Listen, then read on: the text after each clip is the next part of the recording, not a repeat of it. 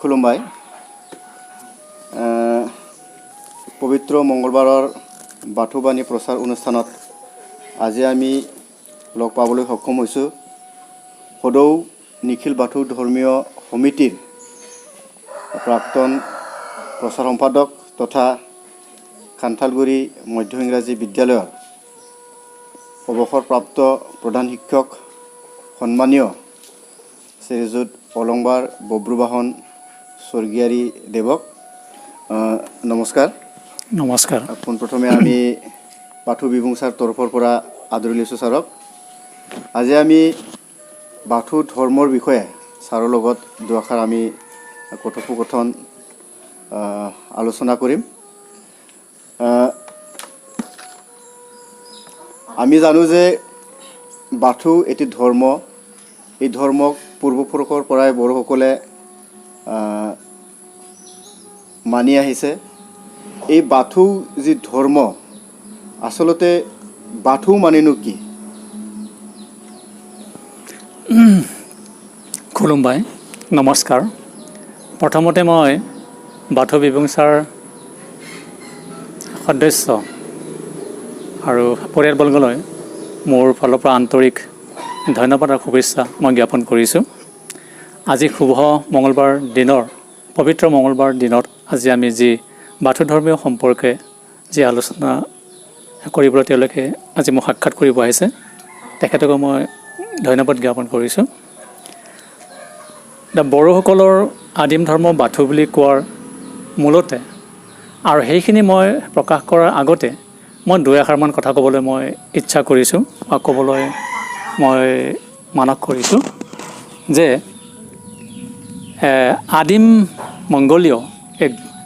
মংগোলীয় গোষ্ঠী এই বড়োসকল উত্তৰ পূব ভাৰত আৰু পশ্চিম প্ৰান্তত বসবাস কৰি অহা প্ৰাক ঐতিহাসিক যুগ, লগতে কালিকা পুৰাণ, যোগিনীতন্ত্ৰ, ৰামায়ণ, মহাভাৰত, বিষ্ণু পুৰাণ আদিত বিশদভাৱে বৰ্ণনা কৰা আছে।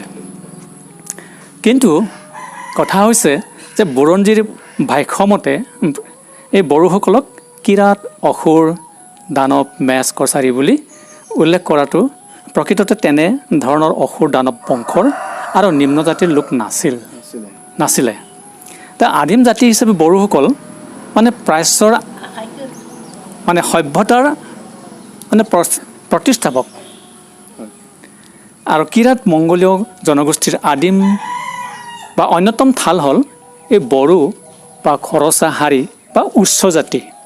ভাৰত আৰু উত্তৰ পূব ভাৰতৰ বিভিন্ন ৰাজ্যত মানে বসতি কৰি অহা বাবে তেওঁলোকৰ ধৰ্ম, ভাষা, সংস্কৃতি, ভাস্কৰ্য, স্থাপত্য শিল্প, মৃৎশিল্প আদিয়ে আন জাতি বা উপজাতিৰ সংস্পৰ্শত প্ৰভাৱ বিস্তাৰ কৰি আহিছে বড়োসকলে। বড়োসকলৰ অতীতৰ পৰা বিভিন্ন দিশ যদি চালি জাৰি চাওঁ তেতিয়া বুজা যায় যে বড়োসকল প্ৰাক ঐতিহাসিক যুগৰ পৰাই এক বৈশিষ্ট্যপূৰ্ণ মহাজাতি আছিল, মানে সুকীয়া জাতি আছিল। আৰু অতীতৰ পৰাই এই এওঁলোকৰ সুকীয়া স্বাধীন ৰাজ্য আছিলে, ৰজা মহাৰজা আছিলে, মন্ত্ৰী মহামন্ত্ৰী আছিলে, পালি প্ৰহৰী আছিলে, সৈন্য সামন্ত শাসন প্ৰণালী আৰু সুকীয়া উচ্চ ভাষা আছিলে, সাহিত্য আছিলে, কলা সংস্কৃতি, পোচাক পৰিচ্ছদ, ভাস্কৰ্য, স্থাপত্য শিল্প, মৃৎশিল্প আৰু এক ঈশ্বৰবাদ সনাতন বাথৌ ধৰ্মৰ ওপৰত বিশ্বাস কৰি সমাজ আৰু দেশত সুশৃংখলবদ্ধভাৱে নীতিগতভাৱে ন্যায়ৰ মাজেৰে জন্মৰ পৰা মৃত্যুলৈকে জীৱন পদ্ধতিৰে জীৱাত্মাৰ মুক্তিৰ বাবে অবিৰতভাৱে জীৱন নিৰ্বাহ কৰি আহিছে বড়োসকল। গতিকে সেইফালৰ পৰা যে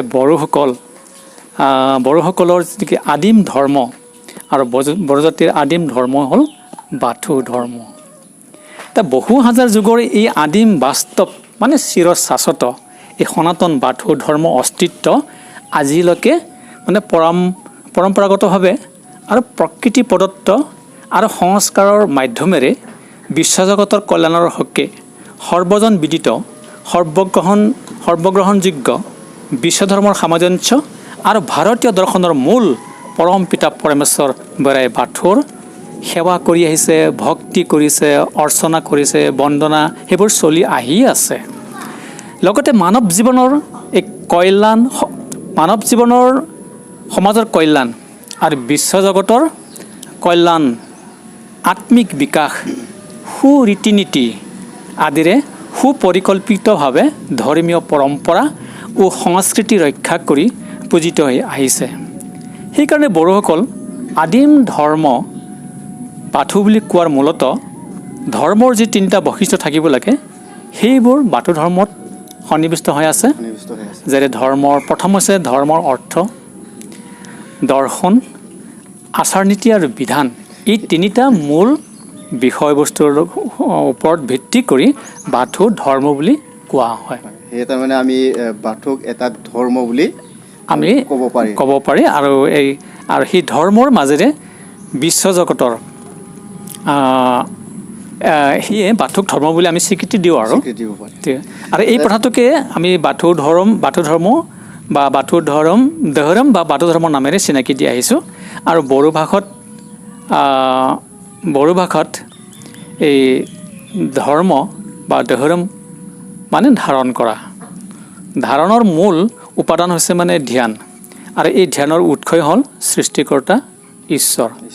গতিকে ঈশ্বৰৰ স্বৰূপ পাবলৈ হ'লে এই ধ্যানৰ জৰিয়তে ধ্যান কৰিবই লাগিব বা ধাৰণ কৰিবই লাগিব। অৱশ্যে ধাৰণ কৰোঁতেই অনুশাসনমূলক নৈতিকতা অৱলম্বনৰ প্ৰয়োজন, যি নৈতিকতাক মানে প্ৰদত্ত ঈশ্বৰ বুলি মনা হয়। এই ধৰ্ম শব্দক বা এই ধৰ্ম শব্দক বিশ্লেষণ কৰিলে ওপৰত কোৱা কথাষাৰৰ যথাৰ্থ মানে স্পষ্টকৈ ওলাই পৰে। যেনে আমি বড়োসকলে কওঁ ধৰ্ম বুলি কওঁ। এই ধৰ্ম বুলি কওঁতে এই চাৰিটা আখৰেৰে সংযুক্ত হৈ থকা দ, হ, ৰ আৰু ম। এতিয়া আমি ক'বলৈ যাওঁ যে দ মানে হ'ল দণ্ডাল বা দৰস বা দৃঢ়তা, হ মানে যাবাই দিয়া বা হনাই বুলি কওঁ আমি বড়োত, অসমীয়াত দিয়া বুলি কোৱা হয়, অৰ্থাৎ বন্ধন।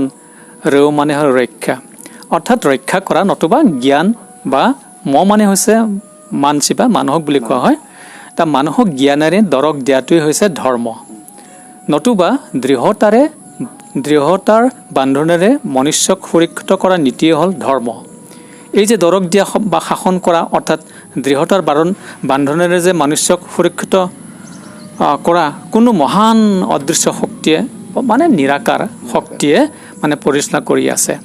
যি মহান অদৃশ্য শক্তিক সেই বিশ্বৰ বিভিন্ন জাতি, ধৰ্ম, ভাষা নিৰ্বিশেষে সকলো ধনী, দুখীয়া, ৰজা, মহাৰজা, আনকি মহামনীষী, বিজ্ঞানী আদি মানৱ জাতিয়ে ঈশ্বৰ বুলি স্বীকাৰ কৰি আহিছে। এই বড়োসকলে যে ঈশ্বৰ বুলি কোৱা হয়, সেই ঈশ্বৰ শব্দৰ ওপৰত এইখিনি কথা বড়ো বাথৌ ধৰ্মত ইয়াকে স্বীকাৰ কৰি আহিছে।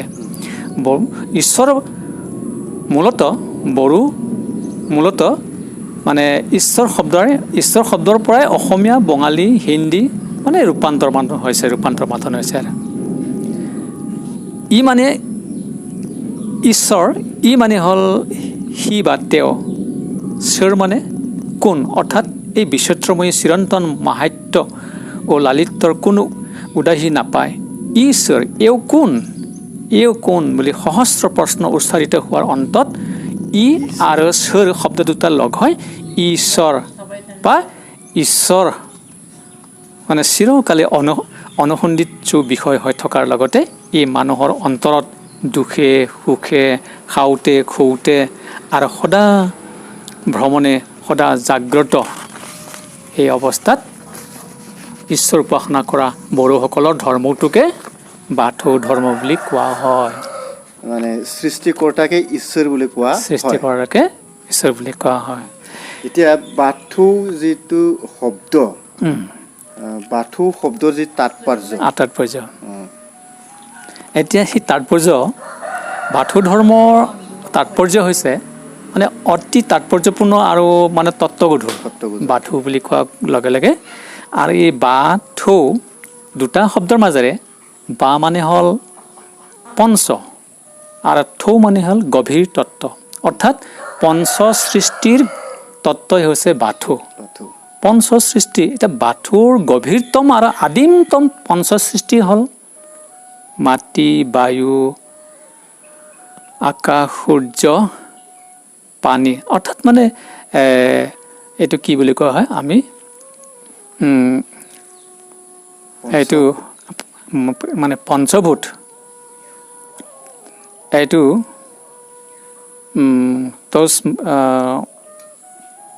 খেতি ওপৰত তেজ মৰুত বুম বুলি কোৱা হয় সংস্কৃতত সেইমতে বড়ো ভাষা মতে কোৱা হয় আগ্ৰাং আইলাং খৈলা চাঞ্জৰলি ৰাজখুমৰী পঞ্চদেৱতা হিচাপে আৰু আমি অসমীয়াত মাটি বায়ু পানী আকাশ সূৰ্য দেৱতা এই পঞ্চদেৱতা বুলি কোৱা হয় এই পঞ্চভূত অৰ্থাৎ এই পাঁচবিধ মৌলিক উপাদানকে সকলো সৃষ্টিৰ মূল আধাৰ হিচাপে লোৱা হয় আৰু তাকে বাথৌ বুলি কোৱা হয় তাৰোপৰি এই মূল পঞ্চবিধ বা পাঁচবিধ উপাদানৰ ঊৰ্ধত বা ৰাজা বুলি বাক্য এটা আছে কথা আছে বা মানে পঞ্চ আৰু ৰাজা মানে হ'ল মালিক এই পঞ্চ বা মানে পঞ্চ আৰু ৰজা মানে মালিক অৰ্থাৎ পঞ্চভূতৰ পৰিচালক ৰূপী মূল চালিকা শক্তি পৰমাত্মা বৰাই বাথৌ পঞ্চভূতৰ গভীৰ তত্ত্বৰ স্বয়ং সৃষ্টিকৰ্তা সৰ্বশক্তিমান ঈশ্বৰ বুলি কোৱা হয় আৰু বাথৌক না এতিয়া বৰাই বাথৌ এই পঞ্চভূতৰ দ্বাৰা কিন্তু সৃষ্টি নহয় দেই বৰাই বাথৌ ঈশ্বৰ মানে কি নহয় বোলে এই পঞ্চভূতৰ দ্বাৰা সৃষ্টি নহয় আৰু এই বৰাই বাথৌ মানে ঈশ্বৰ পুৰুষ আৰু স্ত্ৰী ৰূপ নোহোৱাৰ বাবে বৰাই বাথৌক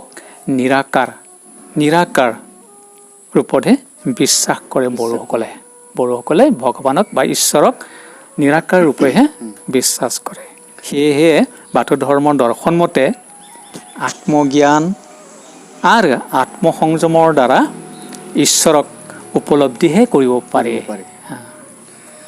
ঠিক আছে এতিয়া আমি বুজিব পাৰিলোঁ যে বাথৌ মানে কি বাথৌ ধৰ্মক বড়োসকলে কেনেকৈ আঁকোৱালি ল'লে এতিয়া বাথৌ মানে হিন্দু ধৰ্ম হ'ব নোৱাৰে নেকি বা বাথৌ হিন্দু ধৰ্মৰ লগত কোনো মিলা প্ৰীতি নাই নেকি পৰমপিতা পৰমেশ্বৰ বা নিৰাকাৰ বৰাই বাথৌ আদিমতম সৃষ্টিৰ ৰহস্যৰ মূল শক্তি আধাৰ হ'ল পৰমপিতা বৰাই বাথৌ বা পঞ্চভূতৰ যি মালিক গৰাকী গতিকে প্ৰথম সৃষ্টি আদিতে হ'ল বাথৌ যদি পঞ্চভূত মাটি বায়ু পানী আকাশ খেতি ওপৰত তেজ মৰুত বুম বা আগ্ৰাং আইলাং খৈলা চাঞ্জৰলি ৰাজখুমৰী এই পঞ্চভূতে যদি সৃষ্টি নোহোৱাহেঁতেন এই বিশ্বব্ৰহ্মাণ্ডৰ চাৰিমুঠি প্ৰাণীৰ ভিতৰত এই চাৰিমুঠি প্ৰাণীৰ ভিতৰত পৰমপিতা ঈশ্বৰ বৰাই বাথৌৰ শ্ৰেষ্ঠতম সৃষ্টি যি শক্তি মাহাত্য নিহিত হৈ থকা শ্ৰী আত্মা আৰু সেই পৰমাত্মা শ্ৰী আৰু সিজুমা আত্মা আৰু পৰমাত্মাৰ যি সম্পৰ্ক সেই সম্পৰ্ক বিধানটো এই পঞ্চভূতৰ দ্বাৰা বাথৌৰ দ্বাৰাহে সৃষ্টি হৈছে গতিকে হিন্দু বুলি কোৱা ধৰ্ম বা নীতি আচাৰখিনি সেইখিনি বাথৌৰ দ্বাৰাহে পৰিচালিত হৈ আছে গতিকে আমি হিন্দু বুলি কোৱা কোনো যুক্তি নাহে যিহেতু প্ৰকৃতি বিশ্বব্ৰহ্মাণ্ডৰ প্ৰকৃতি চাৰিমুঠি প্ৰাণী সেই সকলোকে সৃষ্টি কৰিছে এই খেতিৰ ওপৰত তেজ মৰুত বুম পঞ্চভূতৰ সৃষ্টিৰ দ্বাৰা গতিকে নীতি নিয়ম আৰু আচাৰ আৰু বিধানবোৰ সকলো এই প্ৰকৃতি প্ৰদত্তৰ দ্বাৰাহে পৃথিৱীখন চলি আছে গতিকে এই পৃথিৱীত আকৌ হিন্দু বুলি কোৱাৰ কোনো প্ৰশ্ন নুঠে গোটেই বিশ্বব্ৰহ্মাণ্ডখনে প্ৰকৃতিৰ ওপৰত ভিত্তি কৰি মাটি বায়ু পানী আকাশ এই পঞ্চভূতৰ দ্বাৰা সৃষ্টিৰ কাৰণে নিৰাকাৰ ভগৱান পৰমপিতা পৰমেশ্বৰ নিৰাকাৰ বৰাই বাথৌক বড়োসকলে ধৰ্ম হিচাপে পুজি আছে মানি লৈ আছে স্বীকৃতি দিয়া হৈছে আৰু সকলো পৃথিৱীৰ চাৰিমুঠি প্ৰাণীও এই বিধানকে এই নিয়মকে পালন কৰি আহিছে এতিয়া প্ৰশ্ন হ'ল যে বাথৌ আৰু বৰাই বাথৌ আৰু শিৱ হিন্দু ধৰ্মৰ যি ফিলচফি মতে শিৱ ঠিক তেনেকৈ বহুতে ক'ব বিচাৰে যে বাথৌ মানেই হ'ল শিৱ বা শিৱ মানেই হ'ল বাথৌ ইয়াৰ যি ব্যাখ্যা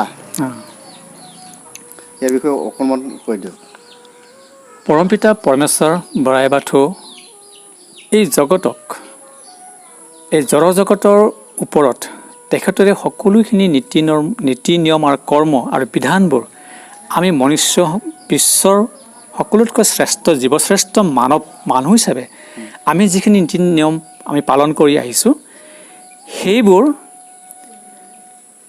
হিন্দুসকলে পূজিত মহাদেৱ বা শিৱ বাথৌ ধৰ্মৰ লগত সম্পৰ্ক এইটোৱে স্পষ্টভাৱে কোৱা হৈছে যে পঞ্চভূতৰ চালিকাৰূপী মূল চালিকা শক্তি হ'ল পৰমাত্মা বৰাই বাথৌ। গতিকে পঞ্চভূতৰ গভীৰ তত্ত্বৰ স্বয়ং সৃষ্টিকৰ্তা সৰ্বশক্তিমান ঈশ্বৰ বৰাই বাথৌ। আৰু তেতিয়া মই কৈছিলোঁ যে ঈশ্বৰ বা নিৰাকাৰ পৰমপিতা পঞ্চভূতৰ দ্বাৰা সৃষ্টি নহয়, আৰু সেই ঈশ্বৰ বা ভগৱান সি পুৰুষ আৰু স্ত্ৰী সেই হ'ব নোৱাৰে। গতিকে মহাদেৱ আৰু শিৱ এই বৰাই বাথৌৰ দ্বাৰা সৃষ্ট। যিহেতু মাটি বায়ু পানী আকাশ চাৰিমূৰ্তি প্ৰাণী যেনেকৈ সৃষ্টি হৈছে, ঠিক তেনেকৈ শিৱ আৰু মহাদেৱৰ তেনেকৈ বৰাই বাথৌৰ দ্বাৰাহে সৃষ্ট। তেওঁ এজন গুৰু হিচাপে তেখেতক মনা হয়, কিন্তু তেওঁ ভগৱান নহয় বা ঈশ্বৰ নহয়। আমি জানো যে বাথৌ ধৰ্মত ভিত্তি কৰি খেৰাই পূজা কৰা হয়। এতিয়া বাথৌ আৰু খেৰাইৰ যি সম্পৰ্ক, ইয়াৰ বিষয়ে ছাৰে অলপ কৈ দিয়ক। বহুত ধন্যবাদ। ধৰ্মীয় হিচাপে বাথৌ হ'ল ধৰ্ম এটা, বড়োসকলৰ বাথৌ ধৰ্ম। লগতে খেৰাই খেৰাইৰ যি আধ্যাত্মিকতা, যি নৃত্যৰ ইয়াৰ গুড়ৰ তত্ত্ববোৰ প্ৰকাশ কৰিবলৈ গ'লে মূলতঃ যে বাথৌ ধৰ্মৰ ঈশ্বৰ সেৱা আৰু বিশ্বাসৰ লগত এই শাস্ত্ৰীয় খেৰাই নৃত্যৰ ভূমিকা বিদ্যমান। গতিকে য'ত বাথৌ তাত সিজৌ, আৰু য'ত সিজৌ তাতে নিৰাকাৰ পৰমপিতা পৰমেশ্বৰ বৰাই বাথৌৰ নিবাসস্থল আৰু শক্তিৰ আধাৰস্বৰূপ। ইয়াতে কি কৰা হয় বোলে, তন মন উৎসৰ্গিত কৰি নিৰাকাৰ ঈশ্বৰৰ স্তুতি বা বন্দনা কৰাৰ এই নিদৰ্শন এটা প্ৰকাশ পায়।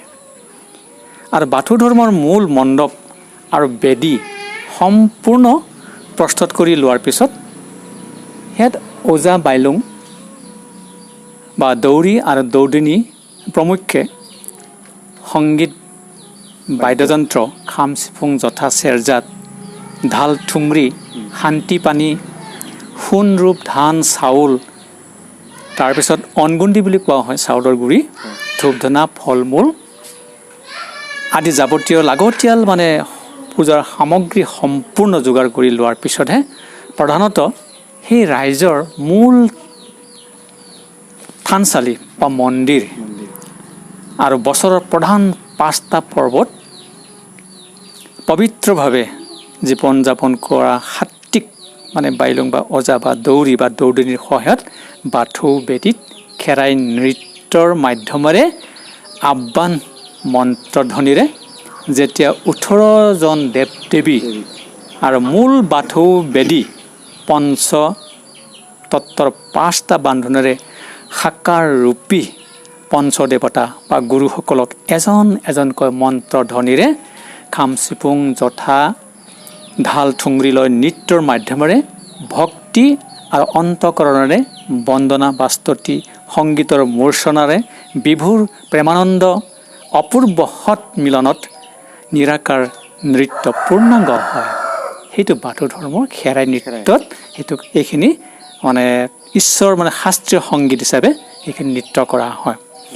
আনহাতে দৌৰী আৰু দৌদিনীৰ সহায়ত বাথৌ ধৰ্মৰ মাংগলিক যিটো নেকি সেৱা অৰ্চনা এই সাত্বিকতাৰে মানে সমাপন কৰা হেতু ইয়াতে সেই শ্ৰী ব্ৰাই, আমি আগতে কৈছোঁ শ্ৰী ব্ৰাই আত্মাৰ মালিক, ইয়াত কি কৰা হয়, বৰাই বাথৌৰ জাগ্ৰত শক্তিয়ে অতীত বৰ্তমান আৰু ভৱিষ্যতৰ বাণী আৰু জীৱন ধাৰণৰ কৰ্তব্য আৰু সজাগতাৰ সাৱধান অমৃত বাণী বৰষাই ৰাইজৰ মাজত সুখ শান্তি সমৃদ্ধি কৰি মানৱতাবোধ আৰু বিশ্ব জগতৰ কল্যাণৰ হকে আশীষ প্ৰদান কৰে। সেইটো বাথৌ ধৰ্মৰ খেৰাই নৃত্যৰ মূল নৃত্য আৰু এই আধ্যাত্মিক এইটো জ্ঞান। তাৰ বাদেও আৰু কি কৰিছে, এই শাস্ত্ৰীয় খেৰাই নৃত্যটো হ'ল বড়ো জাতিৰ বাথৌ ধৰ্মৰ মাজেৰে ঈশ্বৰ বৰাই বাথৌৰ বিনন্দীয় সৃষ্টিত আত্মবিভোৰ আৰু মহাম্বিত আৰু আত্ম উৎসৰ্গিত কৰি বিলীন হৈ যোৱা ধৰ্মীয় নৃত্য আৰু ঈশ্বৰ সেৱাৰ নিদৰ্শন। জীৱন চালিকা আৰু আধ্যাত্মিকতাৰ লগত সম্পূৰ্ণ সম্বন্ধ ৰাখি পবিত্ৰ জীৱন যাপন কৰাৰ মুখ্য উদ্দেশ্য। সেয়ে ধৰ্মীয় খেৰাই নৃত্যত তত্ত্বগধুৰ বা ফিলচফি বা আধ্যাত্মিক দৰ্শনবোৰ 18টা নৃত্যত মানে এটা সাঙুৰ খাই আছে। ইয়াতে সম্পূৰ্ণভাৱে বিতংভাৱে আমি ইয়াৰ বিষয়ে আলোচনা কৰিব পাৰোঁ। তেনে আমি বড়োসকলৰ যি লোক সংস্কৃতি, বড়োসকলৰ লোক সংস্কৃতিৰ আওতাত পৰা যিকোনো কৃষ্টি বা যিকোনো নৃত্যই খেৰাই নৃত্য হ'ব নোৱাৰে নেকি? বড়োসকলৰ ধৰ্মীয় নৃত্যত যিটো নেকি খেৰাই শাস্ত্ৰীয় নৃত্য হিচাপে ধৰ্মীয় আধ্যাত্মিকতা যি গুণ থাকিব লাগে, সেই নৃত্যকেইটাহে 18টা অধ্যায়ৰ মাজেৰেহে প্ৰকাশ কৰিব পাৰে আধ্যাত্মিক জীৱনৰ।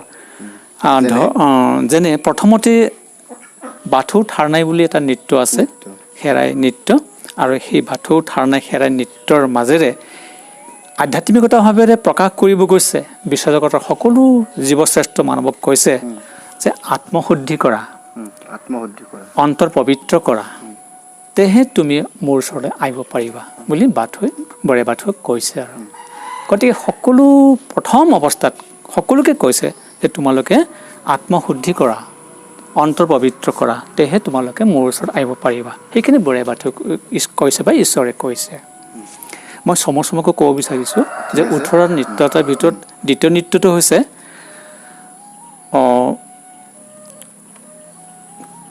অন চাৰনাই বুলি কয়। অন চাৰনাই মানে সেই পিঠাগুড়ি এটা আছে, এই চাউলৰ গুড়িটো নেকি কোৱা হয়, পবিত্ৰ আকাৰ হিচাপে শুদ্ধতাভাৱে ৰখা হয়। সেইটো নৃত্যৰ মাধ্যমেৰে প্ৰকাশ কৰিছে বাথৌ ধৰ্মৰ খেৰাই নৃত্যত যে শুদ্ধকৰণ মানে শুদ্ধকৰণ মানে আমি যে কেতিয়াবা আমি বহুত পাপ কৰ্ম হেৰি কৰিব পাৰোঁ, আমি অশুদ্ধ থাকিব পাৰোঁ। গতিকে শুদ্ধকৰণৰ যিটো নেকি নীতি নিয়ম আচাৰ সেইটো অনচাৰ নাই, পবিত্ৰ মানে গঠাৰ জানাই বুলি কোৱা হয় আৰু শুদ্ধকৰণ বুলি কোৱা হয়। সেইটো মানে আগতে ঠিক থাকিব লাগে মানুহ হিচাপে। তৃতীয়তে হৈছে লাইজাম বনাই বুলি এটা নৃত্য আছে। আগলি কলপাতৰ আগলি আমি সেৱা পূজা কৰাৰ আমি যিটো দিওঁ, তামোল পাণ যে আগবঢ়াওঁ, আমি শৰাই আগবঢ়াওঁ, সেই লাইজাম বুলি কোৱা হয় কলপাতৰ। সেইটো নৃত্যৰ মাধ্যমেৰে ইয়াকে মানে প্ৰকাশ কৰিছে যে আত্ম বলিদান দিয়া। আমি ভগৱানক অন্যৰ জীৱ জন্তু বা তেনেকুৱা ফল মূল আমি একো দিব নালাগে, কিন্তু আমি ঈশ্বৰৰ সৰ্বশ্ৰেষ্ঠ জীৱশ্ৰেষ্ঠ হিচাপে আমি আমাৰ আত্ম বলিদানহে দিব লাগে। নিজৰ আত্মা ঈশ্বৰৰ ওচৰত, ভগৱানৰ ওচৰত, বৰাই বাথৌৰ ওচৰত বলিদান দিব লাগে। সেইটোহে প্ৰকাশ কৰিছে। নিজৰ সকলো স্বাৰ্থ ত্যাগ কৰি নিজৰ আত্মাটোকহে ভগৱানৰ ওচৰত বা ঈশ্বৰৰ ওচৰত, বৰাই বাথৌৰ ওচৰত অৰ্পণ কৰিব লাগে। সেইটোহে প্ৰকাশ কৰিছে। গতিকে চতুৰ্থ অধ্যায় এটা আছে যে খেৰাই গেলাও বুলি কোৱা নৃত্য। খেৰাই যে আমাৰ এইটো শাস্ত্ৰীয় নৃত্য এটা আছে, দীৰ্ঘ মানে সকলোতকৈ দীঘল এটা নৃত্য। আৰু সেই নৃত্যৰ অৰ্থ হৈছেগৈ অনন্ত সেৱা। মানুহ বা জীৱ মৃত্যুৰ আগমুহূৰ্তলৈকে যিমান বছৰ থাকিব সংসাৰত, সেই মুহূৰ্তলৈকে যে আমি ভগৱানক বা আমি ঈশ্বৰৰ বৰাই বাথৌক, ঈশ্বৰক আমি কি কৰিব লাগে, সেৱা কৰিব লাগে। সেইটো সকলো আচৰিত ধৰণে আমাৰ বৰাই বাথৌৱে প্ৰকাশ কৰিছে যে তুমি কি কৰা, অনন্ত সেৱা। তুমি এই পৃথিৱীৰ পৰা বিদায় নোলোৱা পৰ্যন্ত বা মৃত্যু নোহোৱাৰ আগমুহূৰ্তলৈকে তুমি ঈশ্বৰক মানে তুমি সেৱা কৰিবলৈ স্তুতি বন্দনা কৰিব লাগে বুলি বাথৌ বৰাই বাথৌ কৈ গৈছে। ঠিক তেনেকৈ মুঠ 18টা খেৰাই নৃত্য আছে। 18টা খেৰাই নৃত্য আছে আৰু এই ধৰ্মীয় খেৰাই নৃত্যৰ মাজেৰে আমাৰ আধ্যাত্মিকতা সকলো জীৱন আমাৰ জীৱনত আত্মীয়তাৰ লগত সম্পূৰ্ণ সম্বন্ধ ৰাখি আমি পবিত্ৰ জীৱন যাপন কৰাৰ এই মুখ্য উদ্দেশ্যবোৰ ইয়াতে মানে সোমাই আছে আৰু খেৰাই নৃত্যত সেইটো সোমাই আছে। ঠিক আছে, এতিয়া আমি ছাৰৰ পৰা জানিব বিচাৰিম যে এই বাথৌ ধৰ্মত ছাৰে কেতিয়াৰ পৰা কেনেকৈ জড়িত হ'ল ইয়াৰ বিষয়ে অকণমান আমাক অৱগত কৰক। পৰমপিতা পৰমেশ্বৰ বৰাই বাথৌৰ ওচৰত মই সেৱা আগবঢ়াইছোঁ। সঁচাকৈ তেওঁৰ আশীৰ্বাদত আৰু ৰাইজৰ আশীৰ্বাদত আজি 34 বছৰৰ আগতে 34 ইয়াৰ্ছ আগতে আমাৰ বড়ো সমাজত, আমাৰ অঞ্চলত, আমাৰ দেশত ধৰ্মৰ যি পৰিস্থিতি, যি পৰিৱেশ, সঁচাকৈ সেই মুহূৰ্তত, সেই পৰিৱেশত, সেই জাতি হিচাপে বড়ো মংগোলীয় আদিম জাতি হিচাপে সভ্যতা, সংস্কৃতি, ধৰ্ম, আচাৰ নীতি সকলোবোৰ লুপ্তপ্ৰায় অৱস্থাত আছিলে। কিন্তু তেৰাৰ আশীৰ্বাদত, পৰমপিতা পৰমেশ্বৰ বৰাই বাথৌৰ আশীৰ্বাদত আজিৰ পৰা 34 বছৰ আগতে বড়োসকলৰ যি পৰিস্থিতি আৰু পৰিৱেশ সাপেক্ষে ধৰ্মৰ ক্ষেত্ৰত এটা সংস্কাৰ, সমাজত সুখ আৰু শান্তি আৰু বৃদ্ধি আৰু উন্নতিৰ কাৰণে এটা আধ্যাত্মিক এটা জাগৰণ সৃষ্টি হ'ল মোৰ মনত। সঁচাকৈয়ে 1985 চনতে খৈৰাবাৰীৰ এটা বাথৌ মহামেলা আছিলে। সেই মহামেলাত মই অংশগ্ৰহণ কৰিব গৈছিলোঁ। মই তেতিয়াই কৈছিলোঁ সেই সময়ৰ পৰিৱেশত সেইসকল বড়োসকল সম্পূৰ্ণ অন্য ধৰ্মলৈ ধৰ্মান্তৰিত হৈছিলে। বৰ দুখ লগা কথা যে নিৰাকাৰ পৰমপিতা ঈশ্বৰ বৰাই বাথৌৱে এই বিশ্বজগতৰ প্ৰথম সৃষ্টিকৰ্তা হিচাপে সকলোকে মাটি, বায়ু, পানী, আকাশ, খেতি বা তেজ, মৰুত, বোমৰ দ্বাৰা সৃষ্টি হোৱা স্বত্তেও সকলোৱে বড়োসকলে নিজকে পাহৰি যোৱাৰ ফলত আৰু পৰমপিতা পৰমেশ্বৰ বৰাই বাথৌক পাহৰি যোৱাৰ ফলত তেওঁক পিঠি দিয়াৰ কাৰণে সেই জাতিটোৰ সমলংকে ধ্বংস আগুৱাই গৈ আছিলে।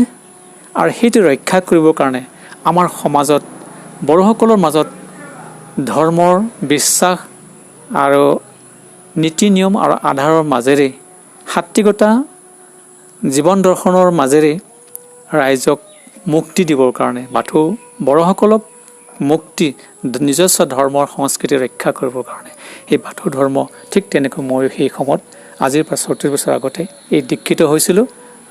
মনত অন্তৰত পৰমপিতা পৰমেশ্বৰ বৰাই বাথৌ কিবা এটা শক্তি দিছিলে আৰু এই শক্তিৰ দ্বাৰা আজি মই 34 বছৰ এই সকলো ৰাইজক, বড়ো সমাজক ধৰ্ম, সংস্কৃতি, ভাষা, সাহিত্য, কলা সংস্কৃতি সকলো ফালৰ পৰা বিকশিত কৰিবৰ কাৰণে অপ্ৰাণ চেষ্টা কৰাৰ লগতে বিশেষকৈ বাথৌ ধৰ্মৰ হকে মনে প্ৰাণে উৎসৰ্গিত কৰাৰ পিছত, সংস্কাৰ কৰাৰ পিছত আজি এই বৰ্তমান বাথৌ ধৰ্মৰ যি পৰিৱেশ আৰু সকলো বিশ্ব ব্ৰহ্মাণ্ডৰ লগত পবিত্ৰতা, সুখ আৰু শান্তি, আধ্যাত্মিকতা দিশৰে সকলোৰে উন্নতি, ঐক্য মানসেৰে বড়ো জাতিক আগুৱাই নিয়াৰ লগতে বাথৌ ধৰ্ম উন্নতি কৰাৰ সংকল্পৰে সেইখিনি কাম মই আজিলৈকে অব্যাহত আছোঁ। আৰু আজিও ধন্যবাদ যে আপোনালোকক লগ পাই আৰু বাথৌ ধৰ্ম সম্পৰ্কে যি দুআষাৰ আলোচনা কৰিব পাই নথৈ আনন্দিত। পৰমপিতা পৰমেশ্বৰ বৰাই বাথৌলৈ পুনৰ মোৰ আন্তৰিক মোৰ ফালৰ পৰা মই সেৱা তেখেতক জনাইছোঁ। বাথৌ ধৰ্মৰ লগত সম্পৰ্ক থকা কিবা লিখনি আপোনাৰ আছে নেকি বা তেনেকৈ চৰ্চা কৰিছে নেকি আপুনি?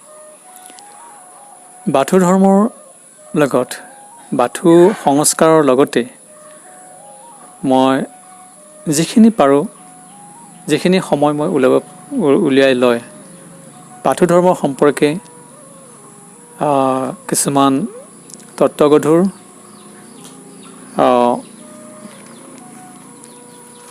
এই লিখনি মই তেনেকৈ লিখিছিলোঁ। প্ৰথমতে মই লিখিছিলোঁ বাথু ধৰ্ম আৰু দৰ্শন। এইটো 1986ত মই এইটো প্ৰকাশ কৰিছিলোঁ।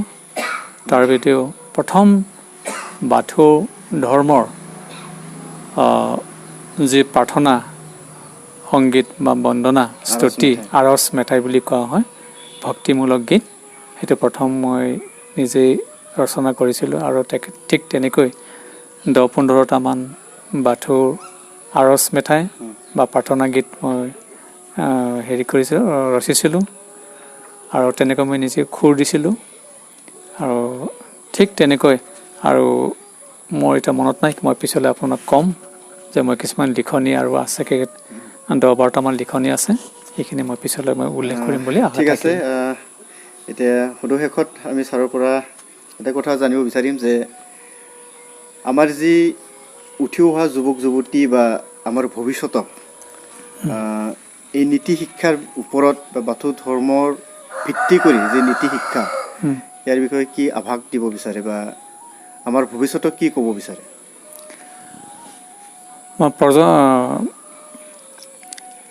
মই ইয়াকে ক'ব বিচাৰোঁ যে ভৱিষ্যত অনাগত দিনবোৰত আমাৰ উঠি অহা যুৱ চামলৈ বৰ্তমান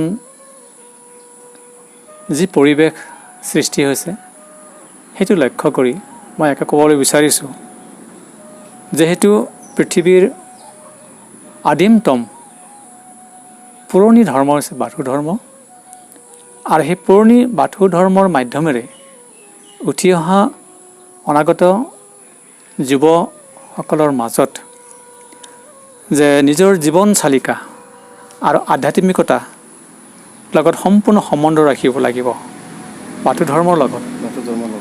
আৰু পবিত্ৰভাৱে জীৱন যাপন কৰাৰ যি নেকি মুখ্য উদ্দেশ্য, সেই নীতি শিক্ষা বাথু ধৰ্মৰ মাজেৰে পোৱা যায়।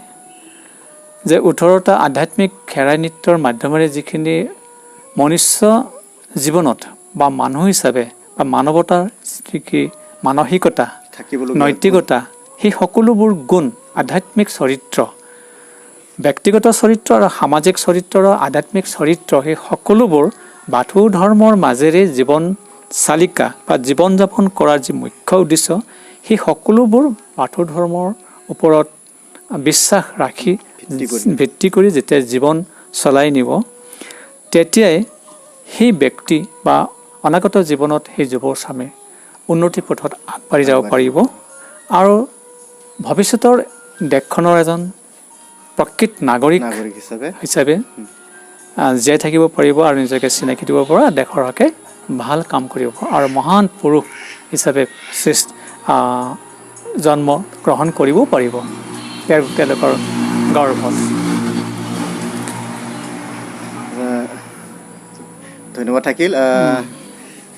আমাৰ বাথু বিভুং ছাৰৰ তৰফৰ পৰা ছাৰৰ লগত বা ছাৰে আমাক কিছু সময় দি বাথু ধৰ্মৰ বিষয়ে আলোচনাত ভাগ লোৱাৰ কাৰণে আমি বাথু বিভুং ছাৰৰ তৰফৰ হৈ ছাৰলৈ পুনৰ ধন্যবাদ যাচিলোঁ। ছাৰৰ দীৰ্ঘায়ু সুস্থ জীৱন কামনা কৰি পৰৱৰ্তী সময়ত অন্য এটা বিষয়ৰ ওপৰত লগ পোৱাৰ আশাৰে আমি আজি ছাৰৰ পৰা বিদায় ল'লোঁ। ধন্যবাদ। বহুত।